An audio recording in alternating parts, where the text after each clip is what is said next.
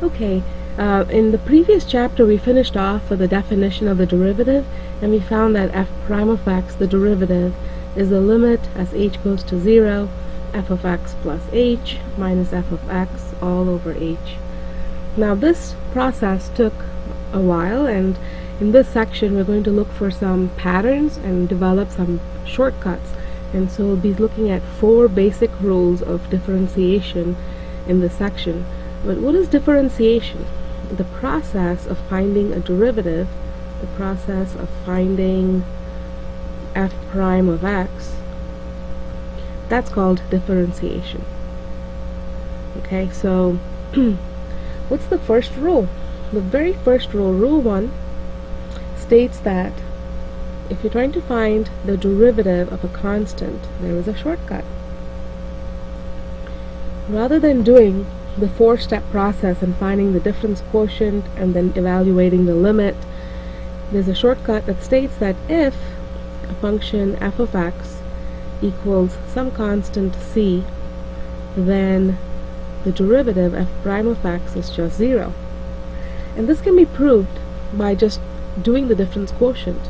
You know, if f of x, a little side note, you don't have to know how to prove things, but it's always good to see it.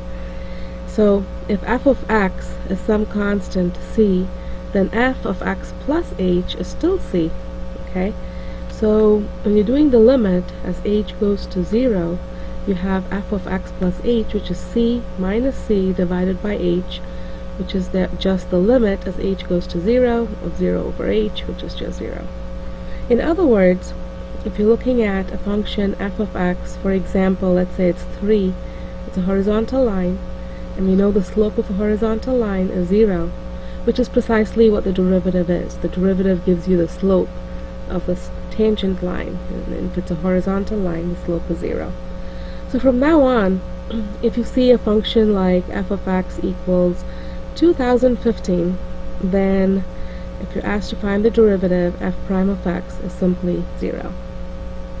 The second rule, rule number 2, it's called the power rule. And the power rule states, okay, the power as an exponent, it states that if f of x is equal to x raised to some power n, where n is some real number, then the derivative f prime of x is n x to the n minus 1. So n is that exponent, it drops down, and then x is raised to 1 less power.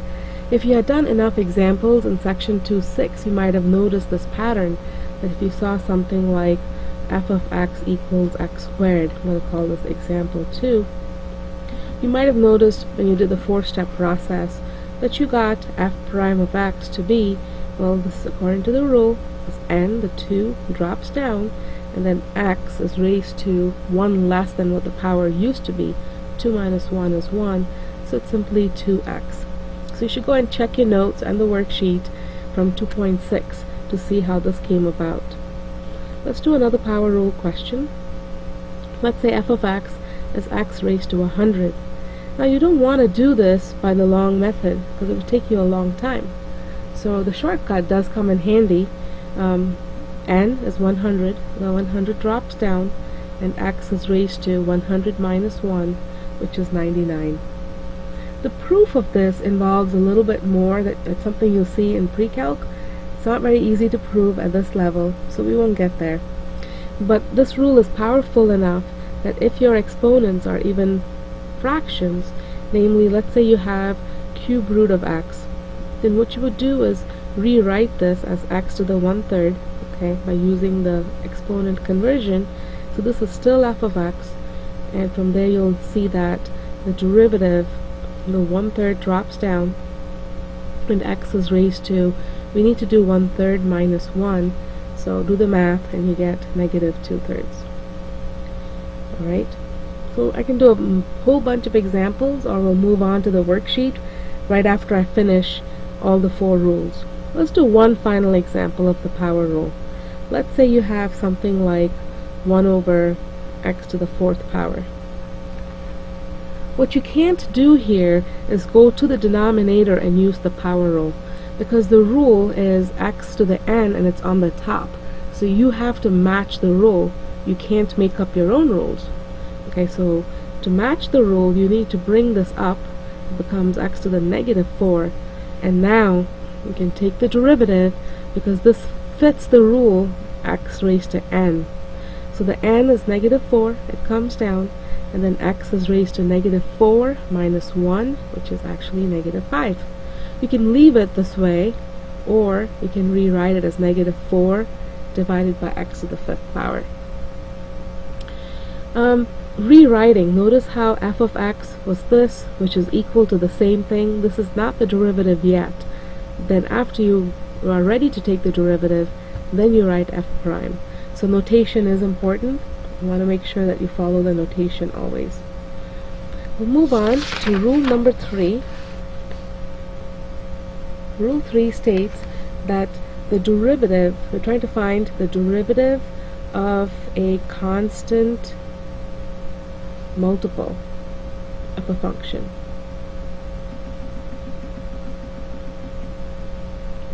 So if you have y equals c times f of x, where c is some constant like 5 or 2 or half or negative 3, then the derivative, y prime, the constant just drops down as it is, and you take the derivative of f of x. So if you're multiplying by a constant, it's as simple as that. Okay, this would be example number 6.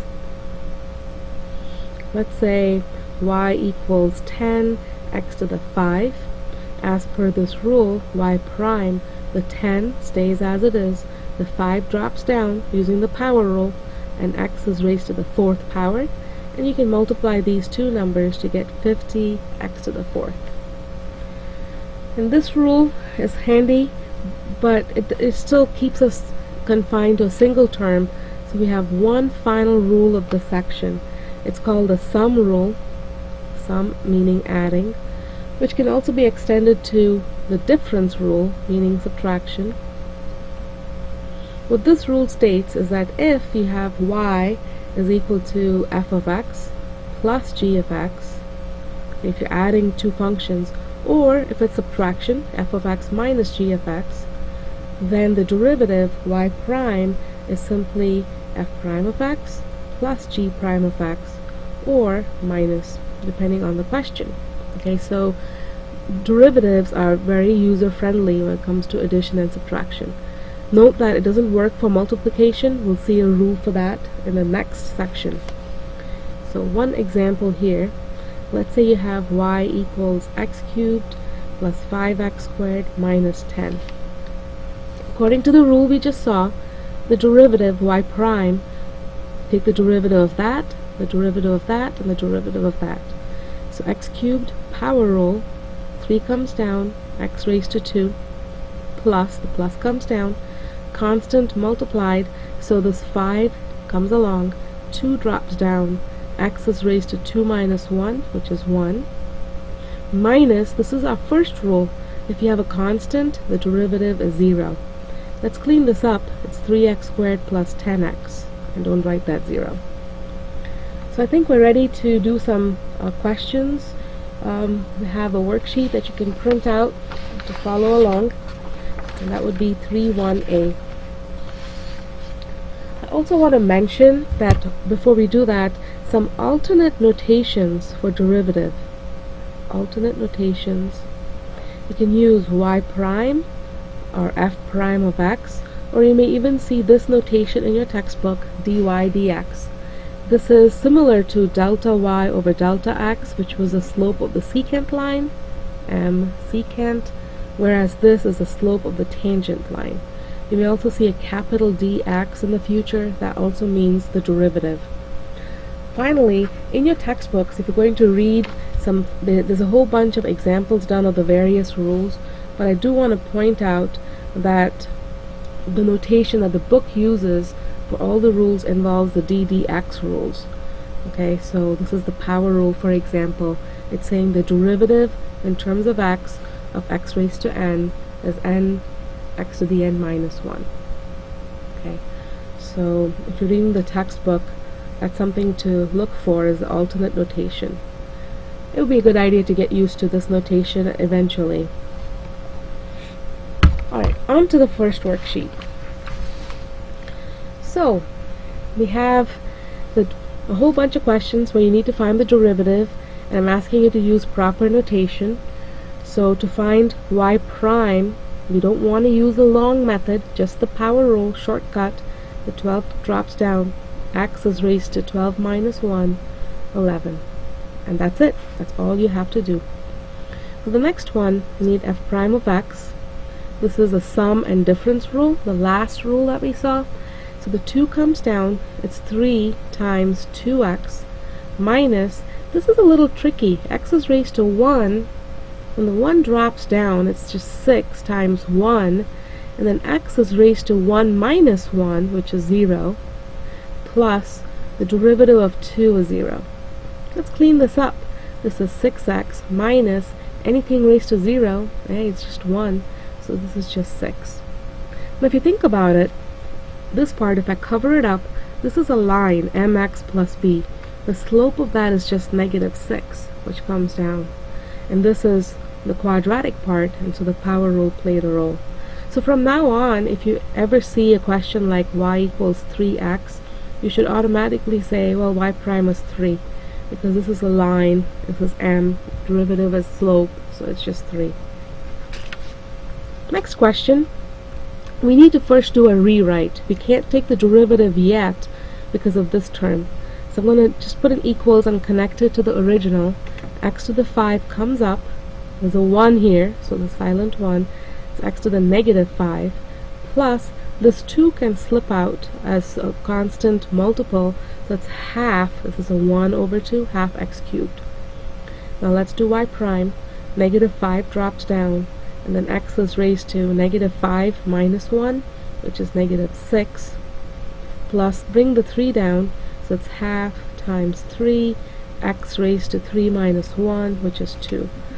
You can leave it this way, but if you want to clean it up, it's negative 5 over x to the 6, and that's 3 halves, multiply the tops, multiply the bottoms, x squared. And there it is. Here also we have to do a rewrite first, so I'm putting in equals, and then in the next step I'll do a y prime. Like over here I did equals, then I did y prime. So this is equivalent to x to the 1/3, cube root is 1/3 power, plus 3 times, this comes up, x to the negative 3. Next step, y prime, the 1/3 comes down, x is raised to, let's see, 1/3 minus 1, that's a negative 2/3. Now when this negative 3 drops down, it multiplies to the 3 and becomes a negative 9, and x gets raised to, we're doing negative 3 minus 1, so that's negative 4. And we can leave it in that form. WebAssign will accept it as well. Alright, question 5. Now here we have a division. We don't have a rule for division yet, but we will see one in the future. But until then, we need to do a rewrite. The way I'm going to do it is do a breakdown. This is a common denominator. Split it down as r to the 4th over r minus 2r squared over r plus 1 over r. This r being in the bottom is still not matching any of our rules, so we're going to clean it up. If you have 4 on top, 1 on bottom, it's r cubed. It's 2r to the 1 because you subtract powers, and this comes up r to the negative 1. And now we are all set to use our basic rules. F prime of r, the 3 comes down, r gets raised to the 2nd power. This is linear, 1 degree, so it's just minus 2. And here the negative 1 comes down, r gets raised to negative 2. So this is one correct answer. If you choose to rewrite it, the correct way to do that is to bring this to the bottom, but it only comes to the bottom of this 1, not all of that, because there's no parentheses there. Okay, so either of these would be fine. Alright. One last question. We need to find, if we're given f of x to be 2 minus 3x plus x squared, find f prime at negative 2. So in order to do this, we need to first find f prime of x. Okay, so the derivative of 2, 0, it's a constant. This is a linear term, degree 1, so the derivative is just minus 3 plus 2 comes down, x is raised to 1. So it's just negative 3 plus 2x. So f prime at negative 2, plug in negative 2 for x. That's negative 3 plus 2 times negative 2. Clean it up and you get negative 7. Alright, so hope that makes sense. There'll be another video that follows that does a little bit more of this section.